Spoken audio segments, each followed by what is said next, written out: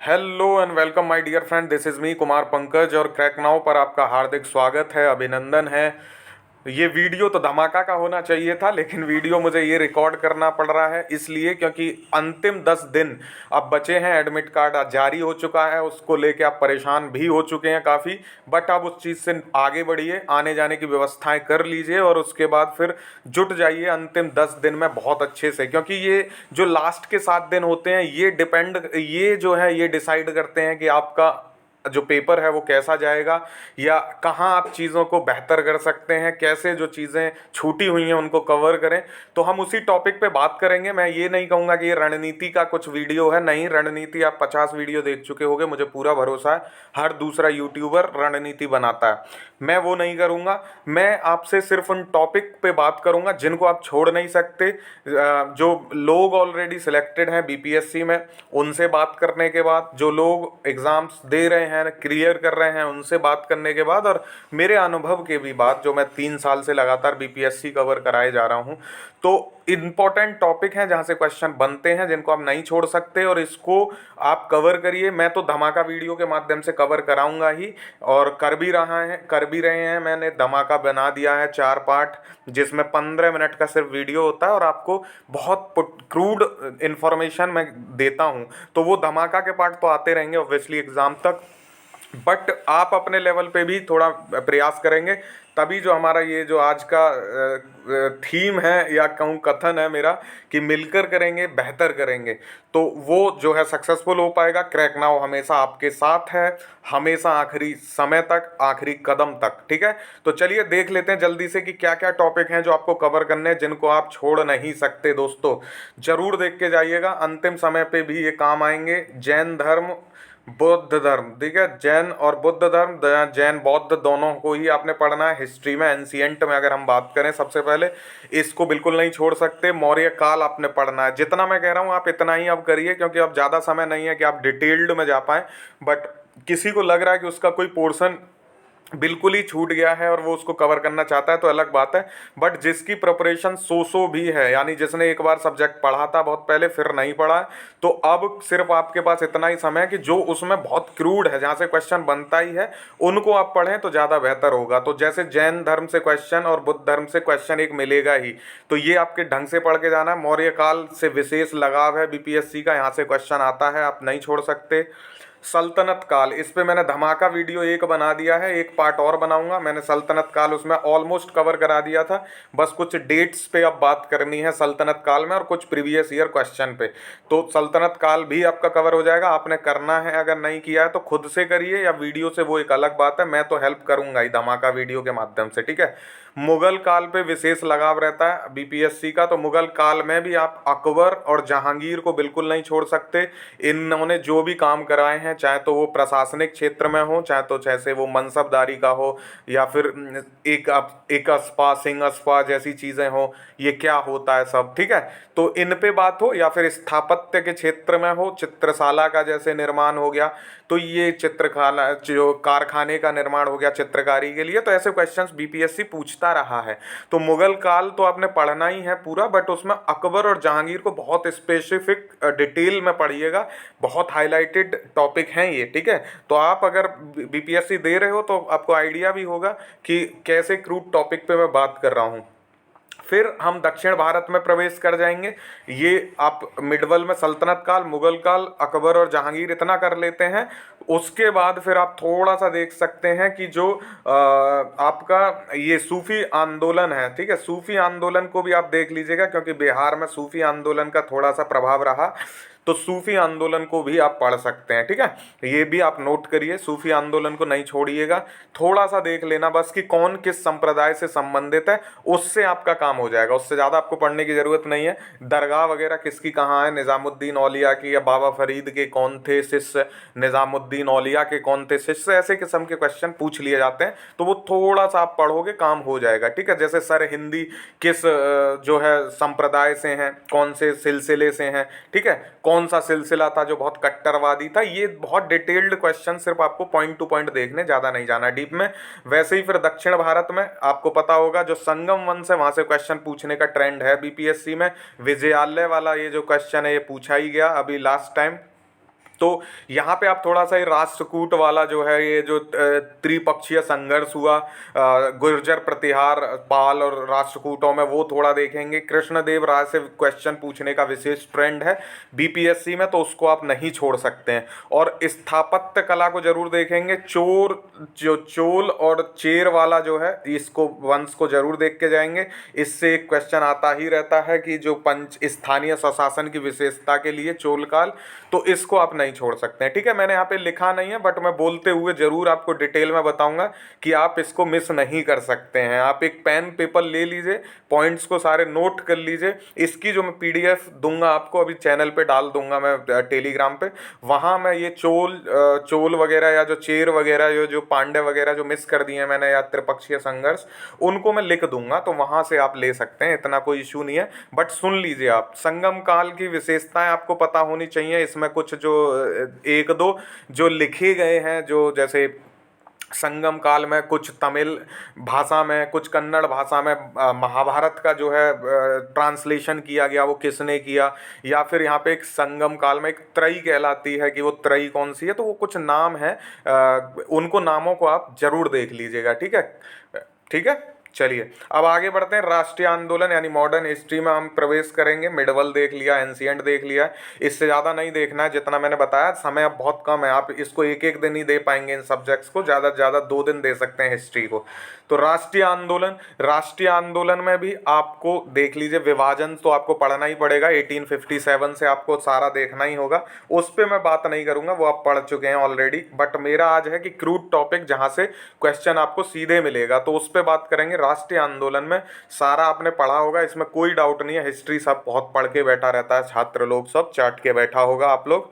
तो 1940 से 42 ये इतना फेवरेट टॉपिक है, इतना फेवरेट क्वेश्चंस हैं, यहाँ से बीपीएससी लगातार पूछता है। सुभाष चंद्र बोस जब आज़ाद हिंद फौज की जो है स्थापना होगी वहाँ से, या फिर आपका जैसे ही यहाँ पे चीज़ें बदलने लगेंगी, जैसे ही ये क्रिप्स मिशन आएगा, उसके बाद फिर ये सीधा क्वेश्चंस पूछता है डेट से।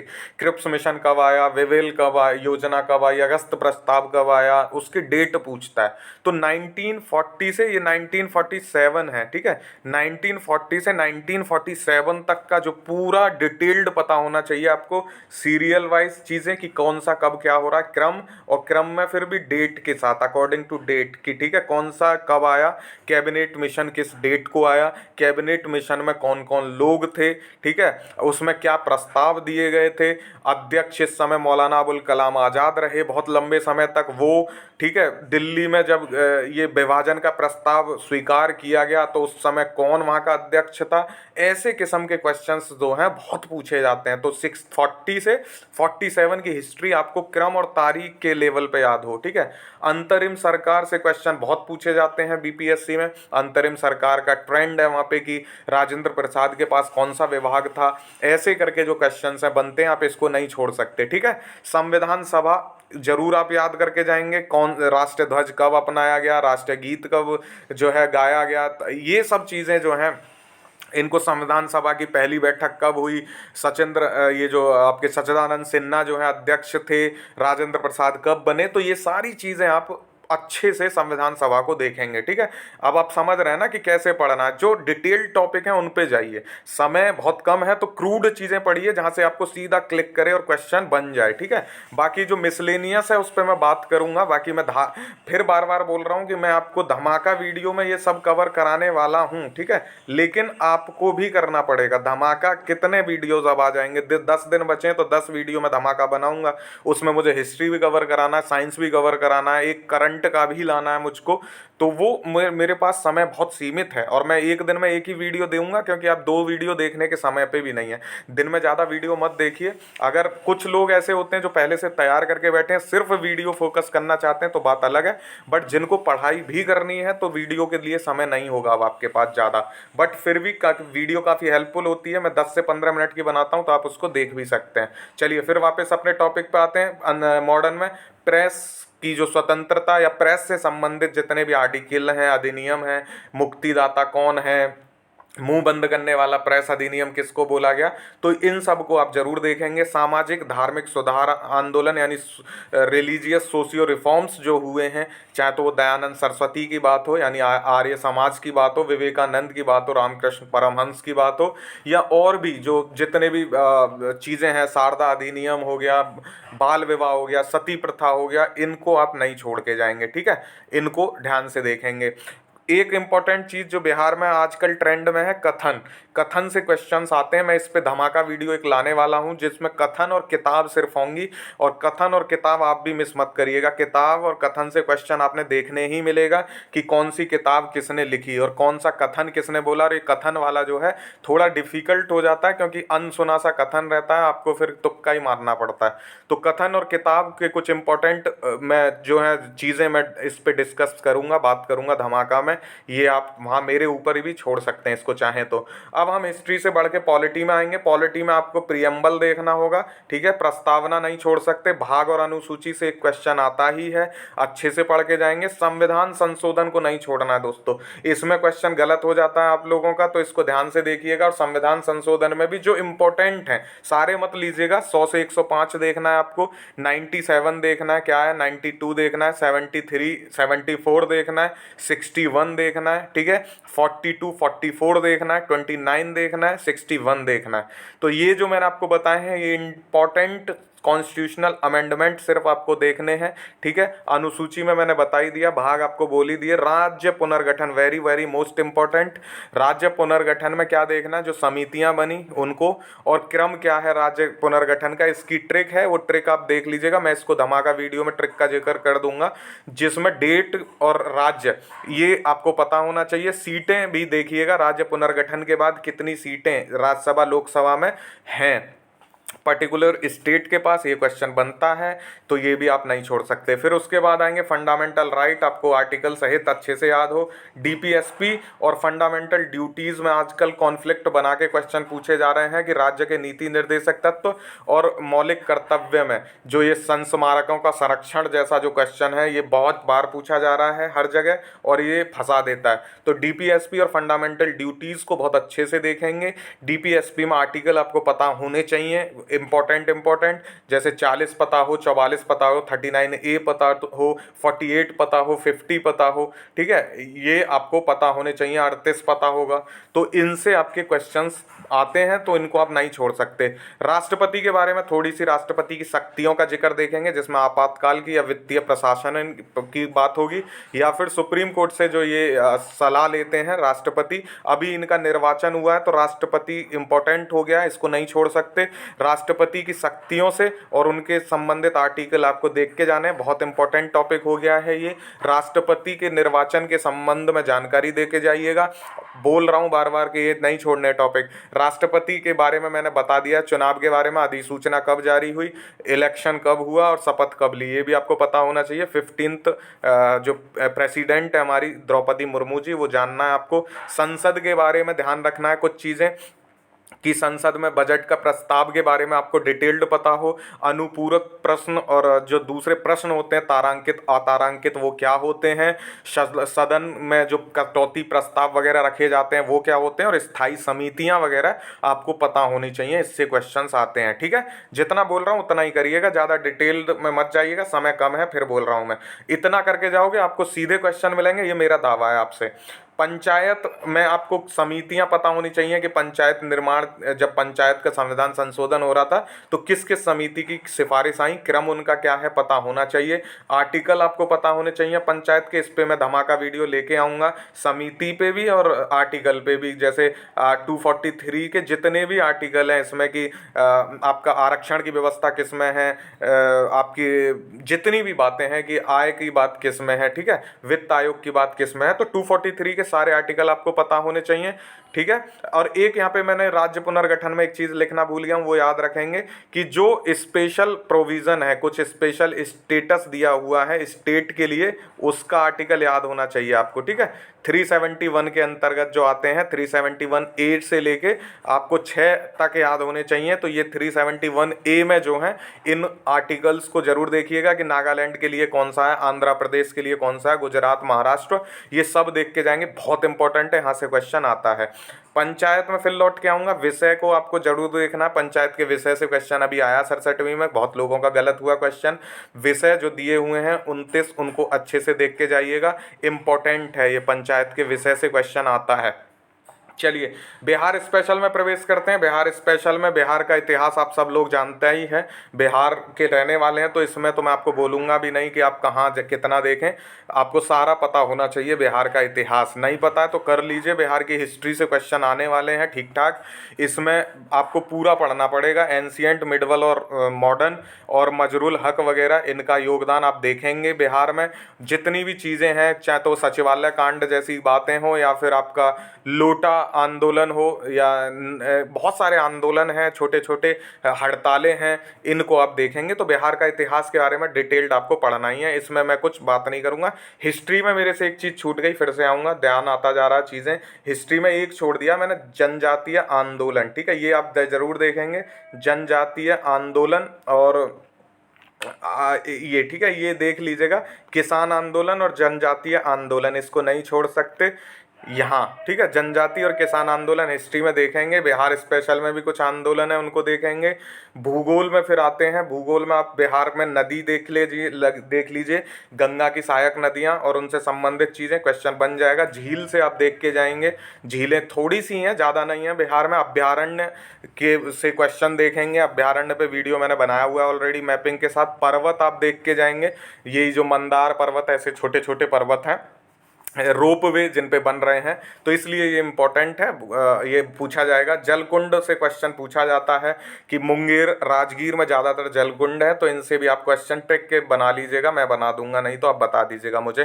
प्रपात यानी फॉल पे, करिकल जलप्रपात या जितने भी हैं, इनसे आप क्वेश्चन देखेंगे, ठीक है। बिहार में काकोलत, माफ़ कीजिएगा, करिकल कह रहा हूँ। तो जलप्रपात आप देखिएगा बिहार के जरूर, सीमाएँ आप देखेंगे ही, कौन से राज्य के साथ मतलब कौन सी जिले सीमा साझा करते हैं बिहार के, ये देखेंगे ही, मैंने वीडियो बनाया हुआ है इस पे ऑलरेडी। विभाजन से आप क्वेश्चन जरूर देखेंगे, भौतिक विभाजन की मैं बात कर रहा हूँ। कोपेन के अनुसार जो वर्गीकरण दिया हुआ है बिहार का, और दूसरा उत्तरी दक्षिणी बिहार या बिहार की आकृति, उसके बारे में तो चीज़ें देखनी ही पड़ेंगी आपको। तो ये हो गया बिहार स्पेशल। बिहार स्पेशल में सर्वेक्षण पे भी यही बात कर लेता हूँ, इसमें आपको पर कैपिटा इनकम पता हो, इम्पोर्टेंट जो चीज़ें हैं, इम्पोर्ट और एक्सपोर्ट जैसी चीज़ें, निर्यात आयात डाटा आपको पता होना चाहिए कि पर कैपिटा इनकम एकदम एग्जैक्ट अमाउंट क्या है, कितना उत्पादन हुआ है, दूध का उत्पादन, मछली का उत्पादन, ये मैंने बहुत detailed video already economic survey पे बनाया भी है अच्छे से।